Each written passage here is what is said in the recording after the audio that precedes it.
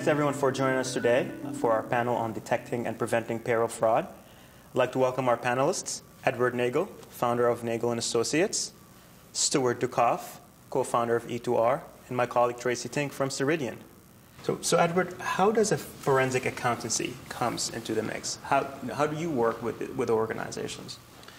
Well, there's a number of ways. For example, we do a growth area in our practice is anti-fraud consulting.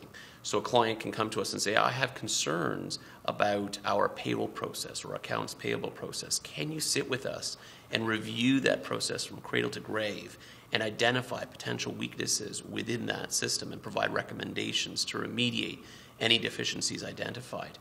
When it comes to payroll, though, most of my experience has been that the payroll frauds I've investigated involved an individual within the company who had a fair amount of autonomy over processing that payroll, was able to set up ghost employees, was able to increase their pay or alter their rate of pay, or authorize for themselves overtime. When you outsource that to a solution like Ceridian provides, what it enables you to do is provide an arm's length relationship where that person no longer has that control access to payroll. And certainly if Ceridian is processing that payroll, there will not be fraud going on their end because they have the controls and all the checks and balances in place. So it reduces your risk, and from a company point of view, that certainly gives peace of mind, allows CEOs to sleep at night. Edward, from your experience, how does a company protect itself against fraud so they won't have to fight a legal battles? Well, Jason, my philosophy has always been that prevention rather than detection is the best deterrent against fraud, and that if you arm the people within your organization with the tools and skills that they need to identify the red flags of frauds, not only do you put those would-be fraudsters on notice, that everybody around them is aware that fraud is occurring, but you also have a greater likelihood of detecting that scheme should it be occurring. So I think one of the biggest and most effective ways that an organization can mitigate this risk is by creating a heightened level of awareness. And this has to be on an ongoing basis. It cannot just be once a year and then we forget about it, because unfortunately complacency kicks in and we go back to our old ways. So reminding people that there is a concern, this is an ongoing risk. It's not a matter of if, but rather when we're going to get victimized, and it impacts all of us, as Stuart mentioned earlier. What's remarkable is that, as organizations, I'll use a current example, workplace violence and harassment. There's not an employee across our fine land that doesn't know about the importance now of workplace violence and harassment and the fact that it won't be tolerated and it's unacceptable. But yet fraud, which even on the numbers alone, using the $10 million revenue example of 5% of 500,000, right? You don't see that awareness. You don't see that communication. So it's far more costly. I'm not going to put necessarily a value on workplace violence and harassment because, of course, it has a significant value. But just from a pure number standpoint, it's not even close to what the organization will incur from a cost standpoint as it relates to fraud. So energy does need to be devoted in a very significant way to exactly the objectives that I think Edward was pointing out. From what we've seen over the years in terms of those that have perpetrated the frauds and the profiles of those organizations, if you had heightened the awareness in those organizations, my guess is under 5% of those frauds that were perpetrated would have occurred. Because when you create the comfort level and you remove the fear factor that Edwards was talking about, now all of a sudden we're all rowing together and we understand the importance of ensuring that this simply doesn't occur within our midst, in our family. We can't permit it to happen. And when everybody's looking at it from the same perspective, the chances of success, of course, increase dramatically.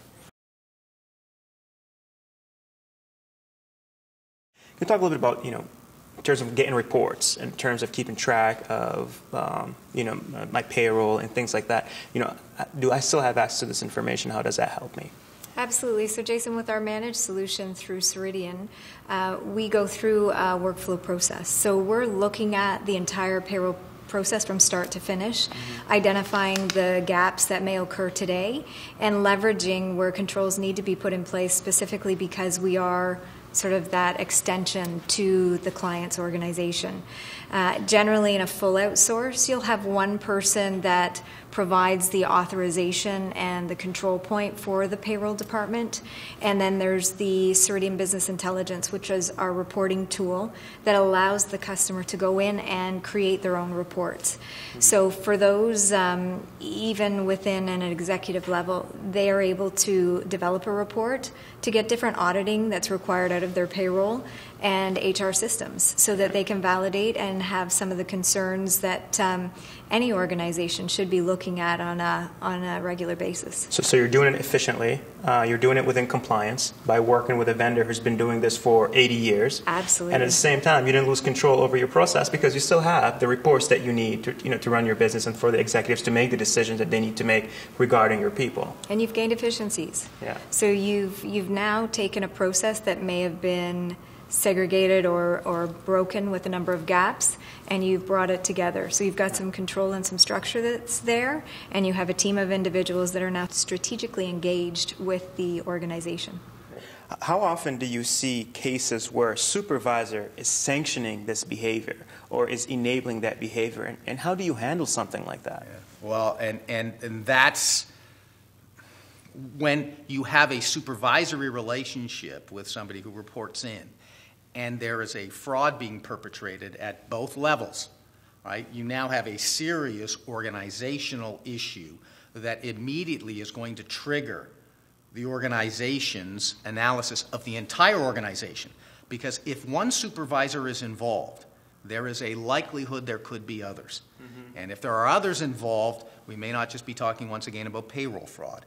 We may be talking about fraud that expands into so many different areas of the organization. Yeah. And that is, and you think about employees that are disgruntled for a variety of other reasons related to the organization. Now a supervisor is perpetrating a fraud, and particularly because a supervisor is going to have access to a number of different areas of the business.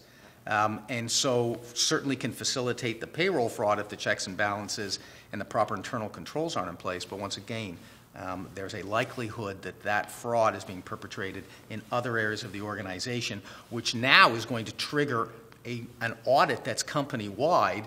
And I'm sure Edward's very familiar with the costs and time associated with company-wide audits. Absolutely. And in fact, Jason, the point that Stuart's speaking to is this concept of segregation of duties. Yeah. And the reason why we have that is that the person who is setting up an employee cannot also pay that employee, and that duty should be separated.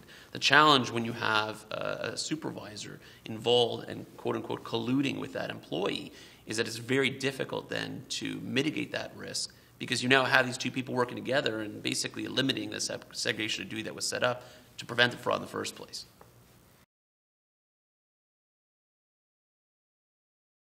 When you work with an external provider, or when you work, somebody who manages your HR and payroll, what does that company do for, for your company to help you protect yourself against that? So they're going to provide you a process with controls and sign-off. So there's going to be the segregation of duties that's there. You're going to know who's touching what approvals are required, and what the approval levels are, and then a validation to that going back and reiterating it through to different levels within the organization. There's also the opportunity to run the reporting to see who is accessing what information within the organizations. And that could be from the vendor side so that we can see what we've done internally and share that back to the company as a partner, helping them to understand what's happened and what we have provided as a service for them. And internally for themselves is knowing and putting into place controls that help audit different financial processes. If there's changes that are happening, who's validating those changes? Is there sign-off on them? Mm-hmm. And a lot of the fight within organizations is that they don't have the manpower or the time to be able to do that. Mm-hmm. And that is one of the largest concerns, I think, for any organization. Audit is put to the bottom. Yeah. They don't have the resources to be able to validate it, so they just choose not to. Both Stuart and Edward have talked about all of the different avenues to what has happened, and that the awareness needs to be there. So understanding the importance of having those audit and controls. So me as an employee, having them in place, I need to understand the importance of what they mean to me, not only just to the organization, and that there's a right that if there's something that I see, that I can share it to the organization to say my recommendation would be, and they're open to being able to implement something to safeguard myself. How advantageous is it to work with like E2R or something? Well, of course, what we do on our end is we work at the lowest possible level with the organization through any given situation. And what I mean by that is step one, we're involved. So if step one, we're involved, and then ultimately it regrettably finds its way into a litigious situation, we, of course, have been involved from the get-go. And because we're involved from the get-go, we're in a very favorable position to respond in a litigation context because we've mapped out the strategy. So the idea, in essence, in terms of your question, is if you get the expertise at the earliest possible stage, then the organization is going to ultimately benefit from that strategizing at early stages to ultimately defend. And what other services does somebody like E2R provide to companies? Well, under the umbrella of the HR advisory service provided by E2R Solutions, we offer the building of the human resources infrastructure. So we're talking about, for example, employee handbooks, which are, I think I got up into my last count, reasons why you need to have an employee handbook. I think I got up to 101. There are a wide variety of reasons, including legal compliance, including consistency of application of workplace rules, including simply the opportunity to project the culture and image of this organization through the president and CEO's statement. What are our mission values? So employee handbooks, the legal compliance policy requirements are all fundamental parts, not to mention assisting with any performance management and all the other aspects of human resources management, of course, as well as minimizing the legal risk, which even in one situation, if you're successful in eliminating what was a potential problem, you have likely saved the organization significant dollars, not only in the legal liability, but the typical repercussions that permeate the organization as a result of claims and the litigation of those claims. Yeah, and this type of service is available to all of our customers for Ceridian. Right across Canada and every industry, all the way literally from the ma and pa right up to the major public corporations. It's simply cost efficient, effective, and proactive, which is really the underlying theme at the end of the day of what we're talking about. If our customers were doing the whole HR end-to-end process, do we provide these services, these background checks? I mean, how detailed does Ceridian go? Typically 89–90% of all perpetrators of fraud don't have any record to begin with. So now you couple that with the inability to secure standard reference information from the former employer because of this perhaps exaggerated perception of a legal action. You now have limited access to information. And so it becomes extremely important to at least access the information that you can access. And so that's why the background check services, by way of example, that Ceridian provides is beyond fundamental. It's mandatory that you at least secure that information. In a time of legal pressures, how can companies gain the advantages of having a legal partner to deal with risks without incurring a huge financial burden? You work a lot with our customers as a partner. Can you talk a little bit about that? Well, the raison d'etre, as it were, the essence, the reason for the HR advisory service is to permit organizations throughout the spectrum, from small, medium-sized, and even large organizations, to access full human resources and legal support for a flat monthly retainer. A client faced with multiple issues, the last thing in the world they want to do is try to make it a determination of which issue is the most prominent issue or creates the largest risk for which they're now going to retain outside legal services at typically a minimum of $500 an hour. That just makes absolutely no sense. So what the HR advisory program permits, it allows you to build an infrastructure in human resources, and what does that allow you to do? Through the policy development and all the requirements from a legislative standpoint, by building that infrastructure, you're doing the very things we were talking about today, which is being proactive. Yeah. Right? Being proactive. Right? 95% of human resources decision-making today incorporates a legal component, whether we like it or not. And because of that, it's so fundamental that we ensure that from a proactive standpoint, we've done what we need to do. Using the example right now, which has been the subject of our discussion today, if we have, as Tracy's indicated on several occasions, if we have the profile of the individual who perpetrates a fraud, who is somebody who's having personal problems, financial issues, or even a problem with the organization, through HR advisory that provides ongoing human resources and legal support, we will have, at a very early stage, detected a performance or a behavioral issue with that employee or employees that will lead us to more closely scrutinize and monitor that situation.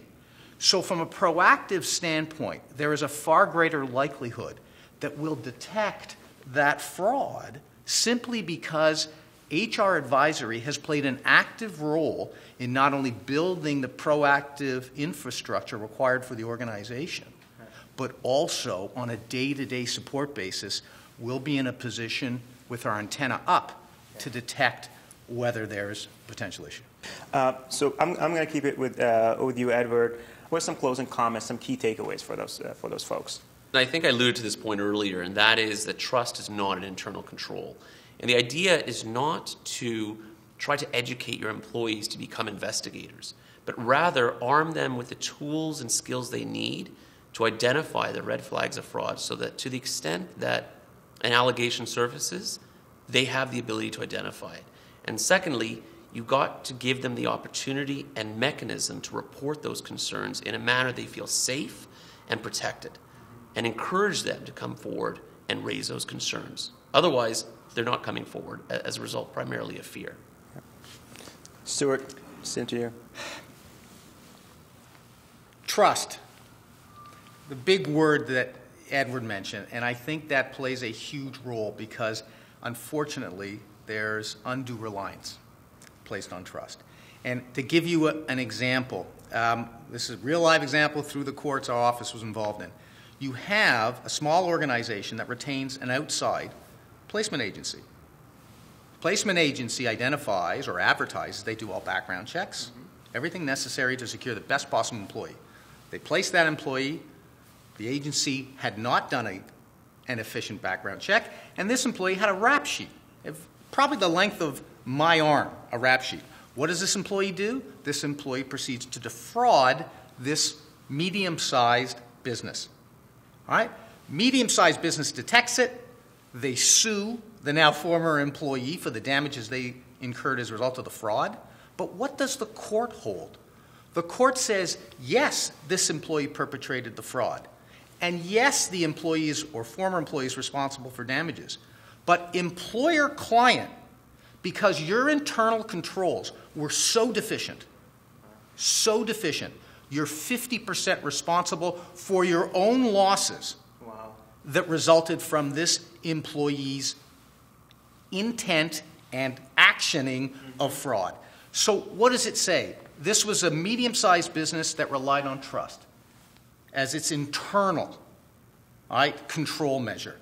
That clearly did not succeed, and not only that, because their overall internal control measures were deficient, a court was not even prepared to assign, in effect, damages as against an employee that perpetrated a fraud. I think that says it all at the end of the day. Yes, many times companies start from family environments, and they grow to become very successful companies, and that's fantastic. But the family, as it grows out to an extended family, the people that you don't know, you have to adopt an infrastructure.